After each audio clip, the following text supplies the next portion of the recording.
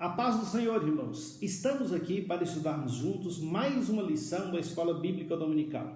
A lição deste domingo é a lição de número 10, que traz como título O Senhor Jesus cura hoje.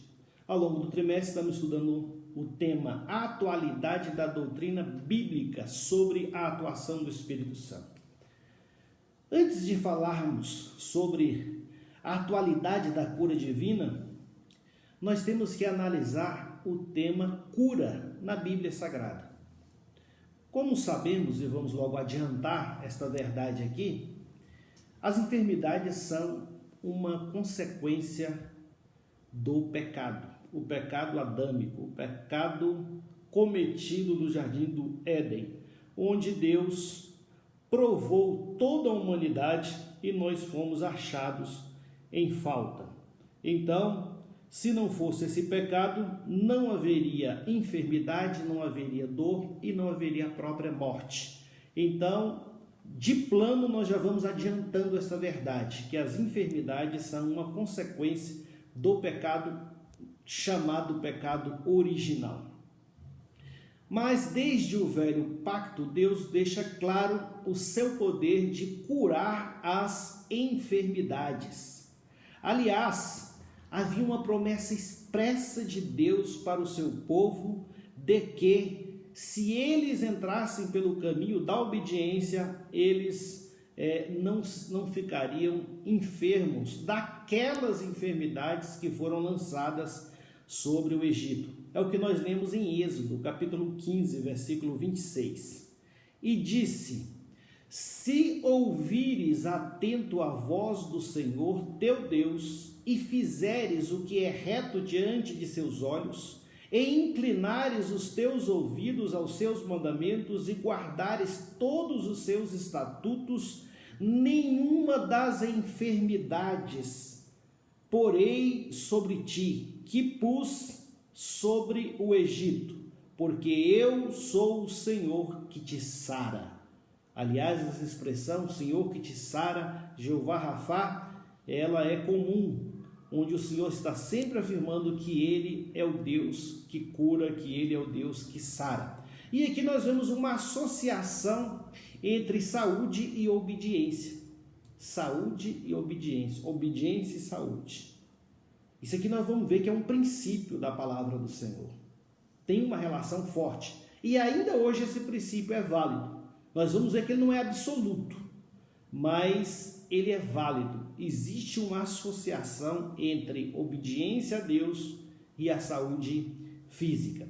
Há muitos casos, desde o Antigo Testamento, de curas divinas.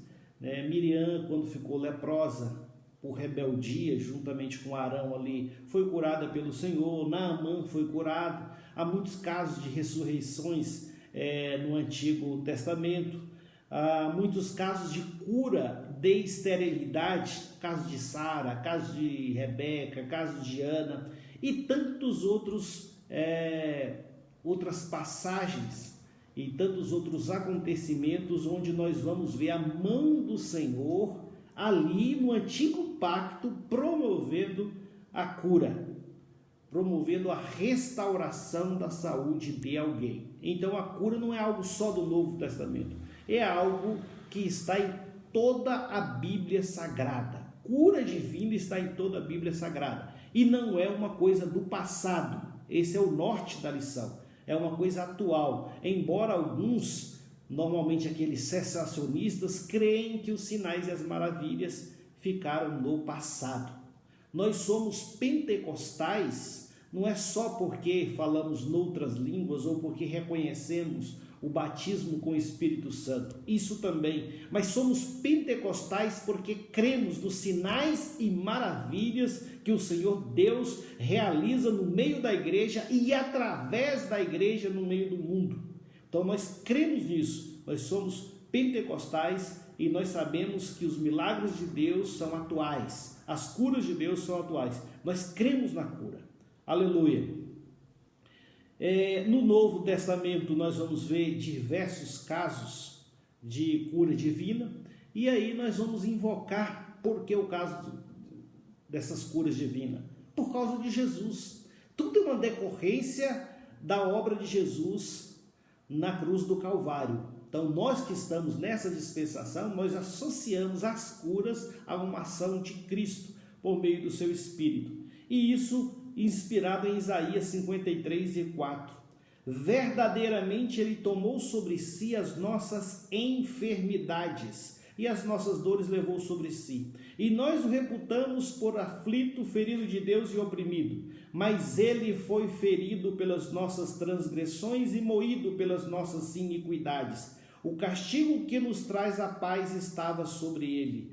E pelas suas pisaduras fomos sarados. Então, pessoas crentes, servos do Senhor, têm neste versículo aqui um fundamento para a pregação da cura divina.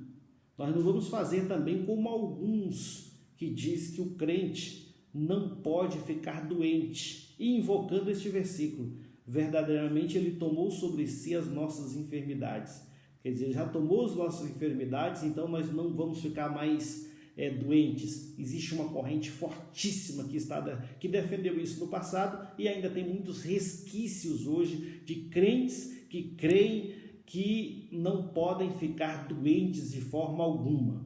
Então isso aí é falta de conhecimento da palavra de Deus, é falta de maturidade cristã. A vontade de Deus sempre será soberana em nossas vidas.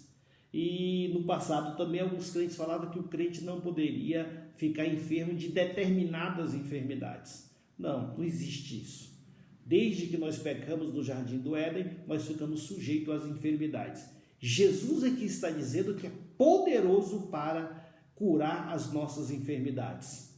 Mas nós vamos ver que isso não é tão simples, isso não é tão singelo como alguns pensam, como alguns imaginam. Há diversos casos de cura no Novo Testamento, nós não temos aqui a pretensão de narrar todos os casos, mesmo porque o objeto da lição seria muito extenso, se assim fôssemos fazer. Mas para citar alguns exemplos do ministério do nosso Senhor e Salvador de Jesus Cristo, onde Ele vai curar diversas pessoas. A cura de um paralítico de Betesda, João capítulo 5, versículos 8 e 9.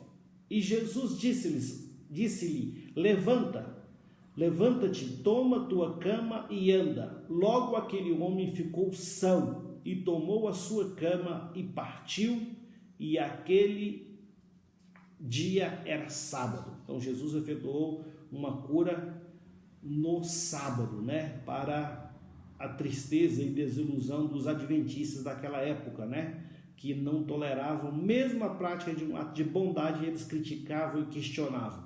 Não eram para questionar isso.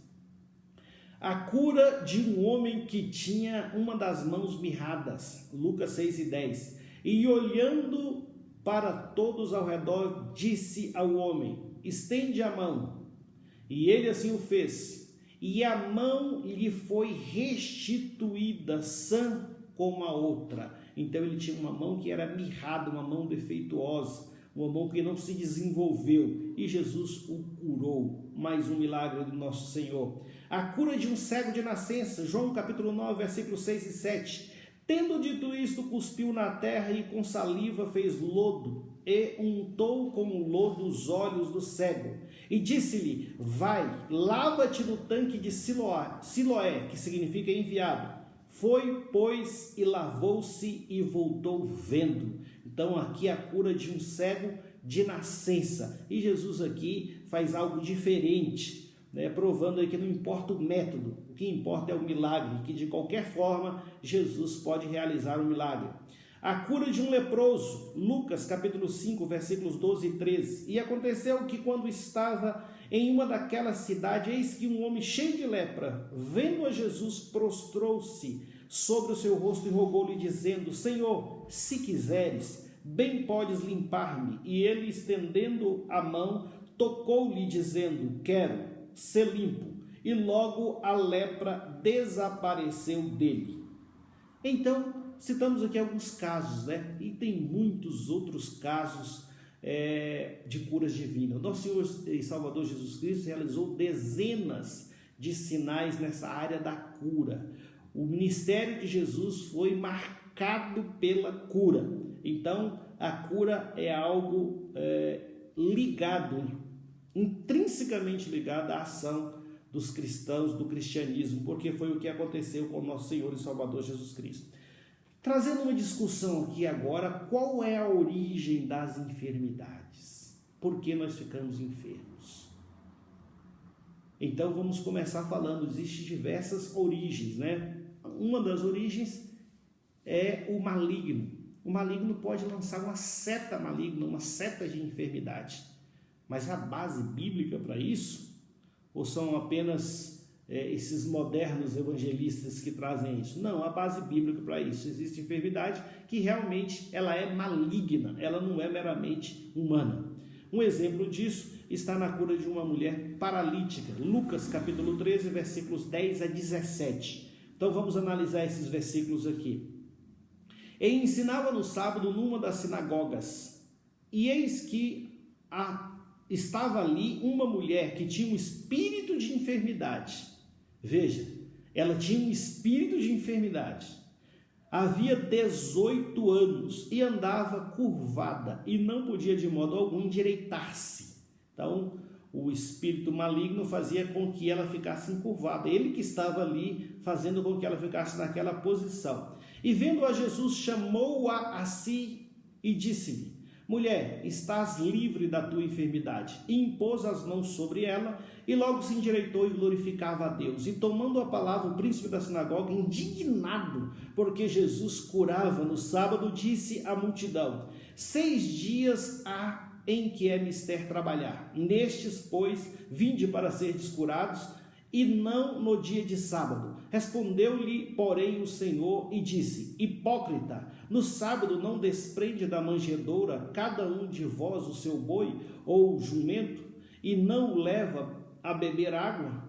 E não convinha soltar desta prisão, olha, prisão espiritual, no dia de sábado, esta filha de Abraão, quer dizer, era uma das descendentes do povo de Deus, a qual havia 18 anos, Satanás mantinha presa. Enfermidade de origem maligna. E, dizendo ele isso, todos os seus adversários ficaram envergonhados e todo o povo se alegrava por todas as coisas gloriosas que eram feitas por ele. Então veja aqui um exemplo bíblico, e há outros, né, apenas para ficar nesse, um exemplo bíblico de uma enfermidade causada pelo maligno, espíritos imundos que se alojam nas pessoas, ou uma seta maligna lançada sobre uma pessoa. Por isso nós devemos tomar cuidado. Mas é só espírito maligno, as enfermidades têm origem apenas maligna? Não, tem enfermidade também em pecados pessoais.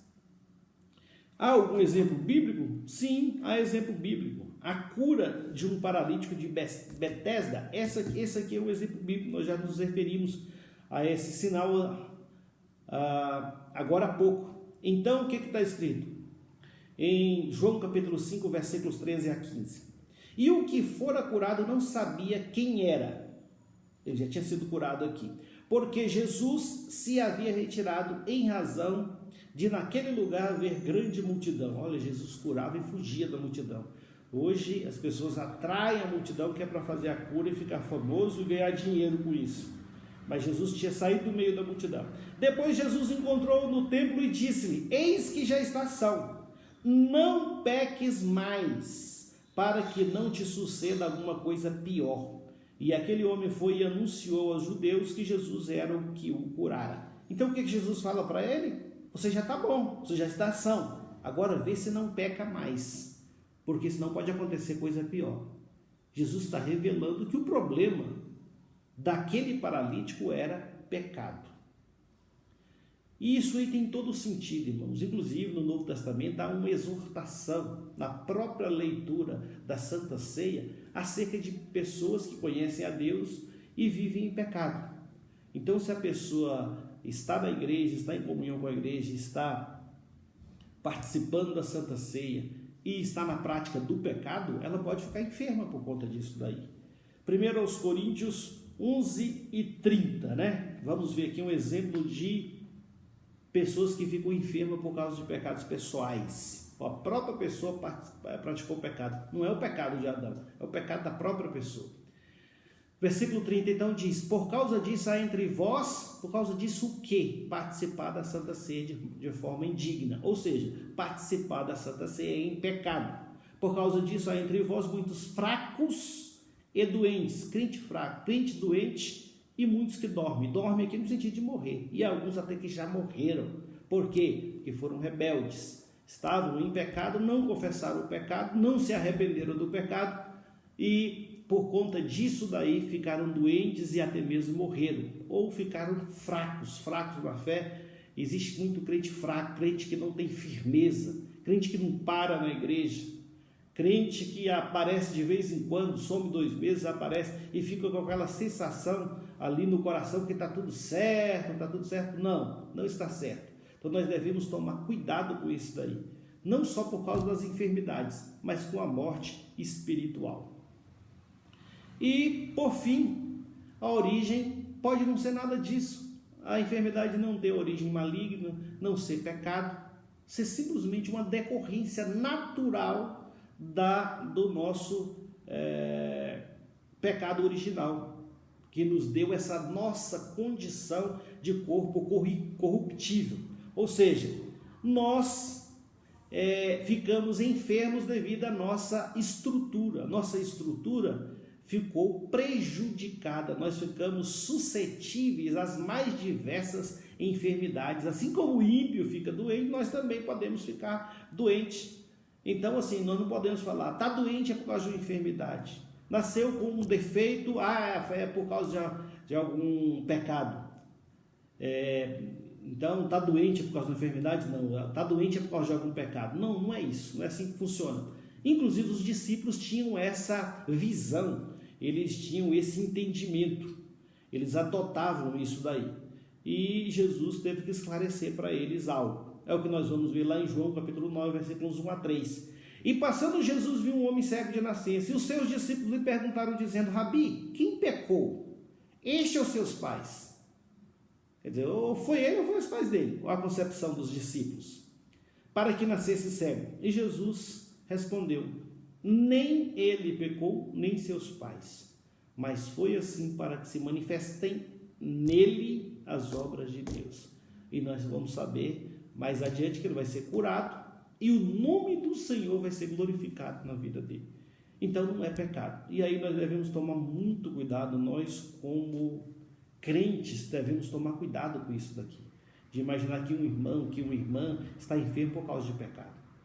Quantas injustiças já foram praticadas? Quantos julgamentos temerários não já foram feitos acerca de pessoas que estavam enfermas? Isso é pecado, isso é pecado. Então não vamos julgar. Pode ser pecado? Pode, mas pode não ser também. Pode ser uma decorrência natural da nossa vida. Até os irmãos que comentam, diz que muitas das nossas enfermidades são nós mesmos que causamos, devido à nossa alimentação, nosso estilo de vida, nós acabamos adquirindo algumas enfermidades por conta disso. Então não é por causa do pecado. Pecado também, mas não é só por causa do pecado. Então temos que tomar cuidado. Sabemos de casos de pastores que ficaram enfermos e os outros companheiros de ministério, ao visitá-lo, fazia insinuações de que para ele que ele deveria confessar o pecado para que o Senhor pudesse levantá-lo, e ele não tinha cometido pecado algum. Então isso aí pode inclusive aumentar o sofrimento da pessoa. Temos que tomar cuidado com isso. Agora uma outra questão, irmãos, por que Jesus cura? Por que ele cura? Podia muito bem não curar, falar: vocês pecaram no jardim do Éden, já estou dando a salvação é de graça, as enfermidades não vou curar. Ele cura porque, em primeiro lugar, ele tem compaixão. Jesus tem compaixão. Aleluia, glória a Deus. O Senhor tem compaixão de nós. Quando ele nos vê ali sentindo dores e sofrendo, ele fica com compaixão, ele fica com misericórdia. E essa é a primeira razão, é a compaixão. Mateus capítulo 14, versículos 13 e 14. E Jesus, ouvindo isso, retirou-se dali num barco para um lugar deserto, apartado, e sabendo o povo, seguiu a pé desde a cidade.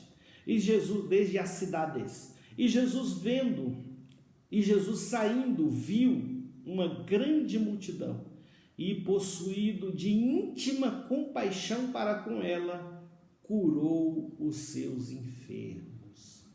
Então Jesus viu aquelas pessoas andando, aquele esforço de cidade em cidade, porque Jesus ele passou no barco de um para outro lugar, então a multidão não tinha como ir junto, ficaram arrodeando de cidade em cidade para localizar Jesus do outro lado, numa outra posição. E Jesus vendo aquele esforço, aquele sofrimento, aquela multidão andando a pé, Jesus diz a palavra que foi possuído de íntima compaixão. Aleluia. E aí ele curou todos os enfermos ali como forma de abençoá-los, de gratificá-los pela fé. Então, em primeiro lugar, por que Jesus cura? Porque ele tem compaixão. Em segundo lugar, para confirmar a pregação do Evangelho. É como se fosse uma autenticação. Nós pregamos o Evangelho, falamos que Jesus cura, batiza com o Espírito Santo e leva para o céu. Falamos que Jesus perdoa os pecados. Falamos que o Evangelho, aleluia, é a boa notícia da salvação. E às vezes as pessoas ainda ficam meio querendo duvidar das nossas palavras. Aí vem os sinais e as maravilhas, aí vem a cura para confirmar a palavra pregada. E Jesus disse isso quando ele faz ali, estabelece a grande comissão. Mateus capítulo 16, versículo 17 a 20. E estes sinais seguirão aos que creem. Em meu nome expulsarão demônios, falarão novas línguas, pegarão nas serpentes, e se beberem alguma coisa mortífera, não lhes fará dano algum. E imporão as mãos sobre os enfermos e os curarão. Ora, o Senhor, depois de lhes ter falado, foi recebido no céu e assentou-se à direita de Deus. E eles, tendo partido, pregaram por todas as partes, cooperando com eles o Senhor e confirmando a palavra com sinais que se seguiram. Glória a Deus. Então, para que serve a cura divina? Para confirmar a palavra pregada. Por que mais Jesus cura? Para estimular a fé do pecador. E com isso ele chegar à salvação. João 2,23. Estando ele em Jerusalém pela Páscoa durante a festa, muitos, vendo os sinais que fazia, creram no seu nome. Então, as pessoas creem às vezes por causa do sinal. Então, o sinal, ele não só confirma a palavra, como ele estimula a fé. Vai ver, a pessoa não estava crendo, mas quando ele viu o sinal, que ele estimulou a sua fé e falou, isso é verdade. Então serve como estímulo da fé. Agora, o que é necessário para que Jesus realize o sinal, a maravilha, a cura divina? O que é necessário? Nós já falamos aqui. É necessário que haja fé. Fé daquele que ora. A oração da fé é que vai curar. Mas é necessário fé também daquele que recebe a oração. Nós vemos isso em diversas passagens bíblicas. Algumas pessoas acham que é pretexto dos crentes falar que a pessoa não foi curada porque ela não tinha fé e não quem estava orando. Mas tem base bíblica isso. Não vou falar que isso aí é absoluto também. Porque muitas vezes a fé da pessoa, que pode ser até descrente, é uma fé pequena. Quantas pessoas não chegaram diante de Jesus e falaram, Senhor, tem misericórdia da minha fé, Senhor, tem misericórdia da minha incredulidade, ajuda-me na minha incredulidade. Quer dizer, a minha fé é tão pequena, tão irrelevante, Senhor, como é que eu vou receber uma bênção? Né? E Jesus então trabalhava. Então não é um princípio absoluto, mas de regra nós vamos ver que Jesus operava milagres porque via fé naquele que chegava a ele e pretendia receber um milagre. Por exemplo, na cura da mulher que tinha um fluxo de sangue, Mateus 9:22. E Jesus, voltando-se e vendo-a, disse-lhe, tem ânimo, filha, a tua fé te salvou. E imediatamente a mulher ficou sã. Então a fé dela foi a causa, foi um instrumento para que ela fosse curada. Ela precisava ter fé e ela teve fé. Tanto é que ela venceu todos os obstáculos, chegou até Jesus, tocou em Jesus e recebeu aí a sua bênção, a sua cura, mas ela teve que ter fé. O paralítico de Cafarnaum, Mateus 2:5. E Jesus, vendo-lhes a fé, disse ao paralítico: Filho, perdoados estão os teus pecados. Jesus fazendo o quê? Vendo-lhes a fé, não só dele, mas daquelas 4 pessoas que estavam ali, pulando por cima do telhado, se esforçando, porque estava crendo, tinha fé. Quando nós batalhamos por alguma coisa e lutamos, isso indica o quê? Indica fé, indica convicção. Nós temos convicção. Então essas pessoas se esforçaram para levar esse paralítico até Jesus, crendo que Jesus iria fazer um milagre. E Jesus realizou o milagre porque viu fé na atitude deles. Agora, irmãos, é preciso também, para que haja cura, que o Senhor queira curar. É preciso fé? Claro. É preciso fé daquele que ora, é preciso fé daquele que recebe a oração, mas é preciso também que o Senhor queira curar. É preciso que a cura seja da vontade de Deus. Isso não é desculpa nem pretexto para eventual fracasso na oração. Não, isso aqui tem base também na palavra de Deus. Vamos ver aqui na segunda epístola de Timóteo, capítulo 4, versículo 20. Erasto ficou em Corinto e deixei Trófimo doente em Mileto. Ué, mas por que o apóstolo Paulo deixaria um companheiro doente em uma cidade? Certamente ele orou, mas não era da vontade de Deus curar o Trófimo naquela oportunidade, ou daquela forma, ou naquele momento. E então ele estava doente.